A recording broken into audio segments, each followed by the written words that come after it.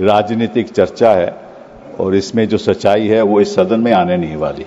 आप पूछते रहेंगे, वो जवाब नहीं कभी देने वाले, तो इस बात को छोड़ दीजिए आप।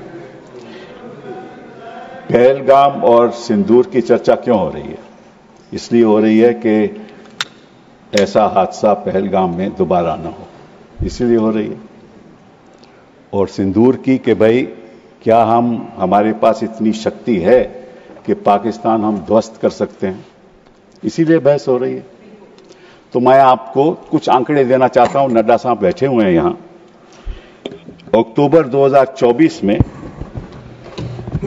Air chief marshal Amarpreet Singh addressed the Indian Air Force declining squadron strength, which had reached 31 squadrons, the lowest since 1965. Lowest since 1965.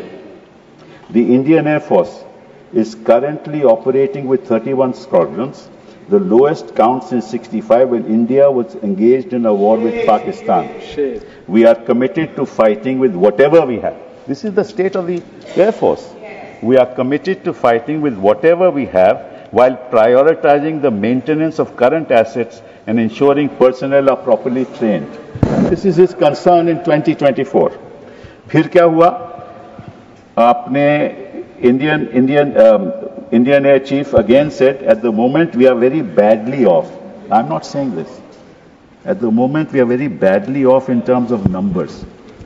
And the numbers that have been promised are also coming in very slow time, making a case for boosting production rate of fighters.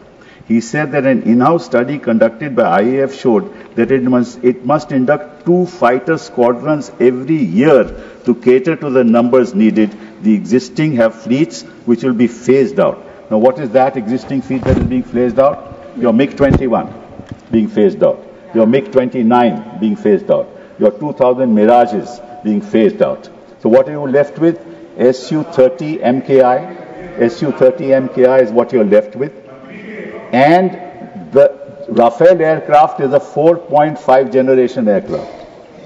The fact is that China is now going to launch a 6th generation aircraft just now in 2025.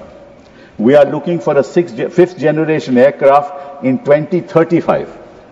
Because the AMCA aircraft will be ready, prototype in 2028, will be in production in 2035. What will we do by then? And this, I'm not saying this. If you are so much concerned about the defense of our country, what have you done in the last 11 years while you were sitting in power? You must answer that. There is no point blaming each other कि वो तो सवाल पूछेंगे और आप कहेंगे हम नहीं बताएंगे। ये तो आपकी राजनीति है। दिस इज योर राजनीति। दूसरी बात, एक और बात बताता हूं।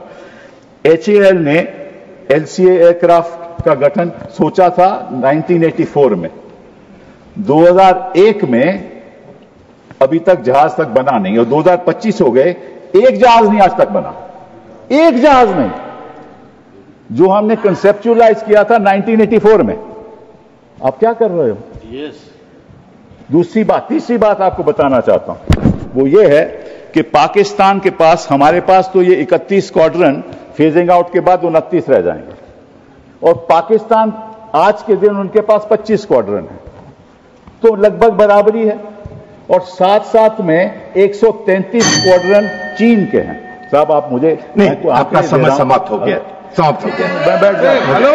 मैं बैठ जाता हूं। आपका समय समाप्त हो गया। सुनना नहीं चाहते तो मैं क्या कर सकते हैं?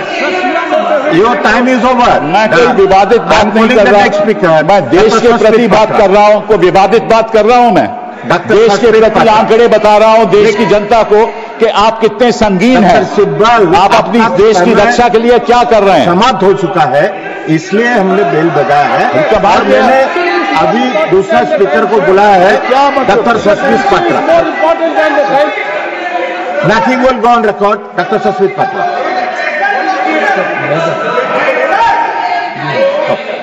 Sorry doctor Medha Vishwam Kulkarni. मेधा जी, नहीं मैंने बोला। Time is over, nothing is going on record. Medha ji,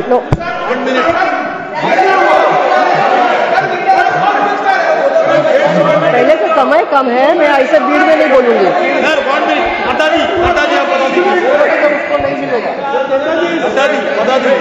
That's 1 minute.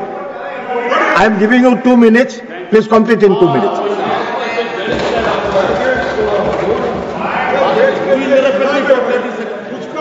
Time दे दिया, आप बात बात पर क्यों उठ जाते हैं? आप एलो किया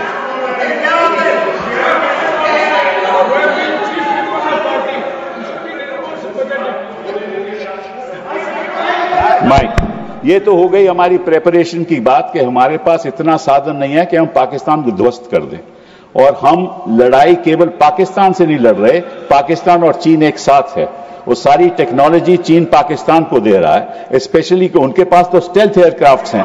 हमारा ये जो राफेल है, it is a half stealth aircraft. It has got avionics but is only got half, it's got half stealth characteristics. बात तो ये। अब बात आए हम सिंदूर ऑपरेशन पहलगाम की। जब पहलगाम में 26 लोग की मृत्यु हुई तो ऑब्वियसली टेररिस्ट 400 किलोमीटर अंदर आए थे और उनके पास AK-47 थे और बाकी भी औजार उनके पास में मॉडर्न थे।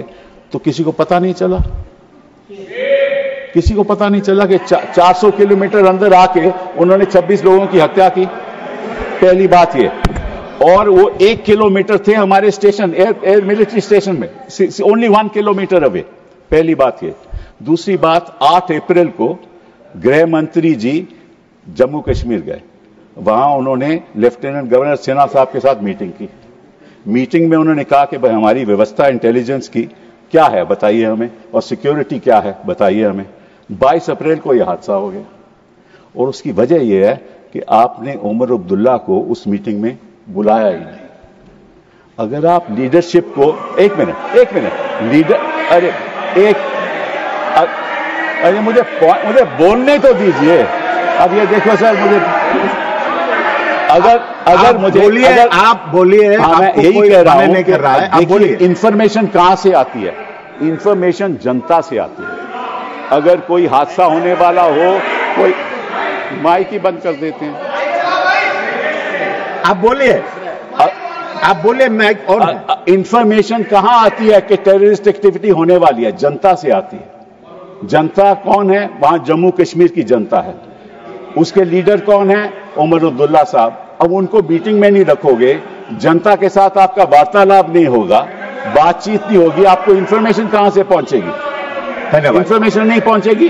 और नड्डा साहब एक और बात, प्लीज डोंट इंटरप्ट। नड्डा साहब एक और बात बता दूं, आप 2014 में यूपीए सरकार चली गई। 2014 के बाद 16, 17, 18, 19, 20 जितनी मृत्यु सिविलियंस और सिक्योरिटी पर्सनल की हुई वो 2014 से कहीं ज्यादा थी। धन्यवाद। कहीं ज्यादा थी। धन्यवाद। मतलब क्या हुआ? धन्यवाद। 370 धन्यवाद डॉक्टर। आपने सब कुछ कर दिया।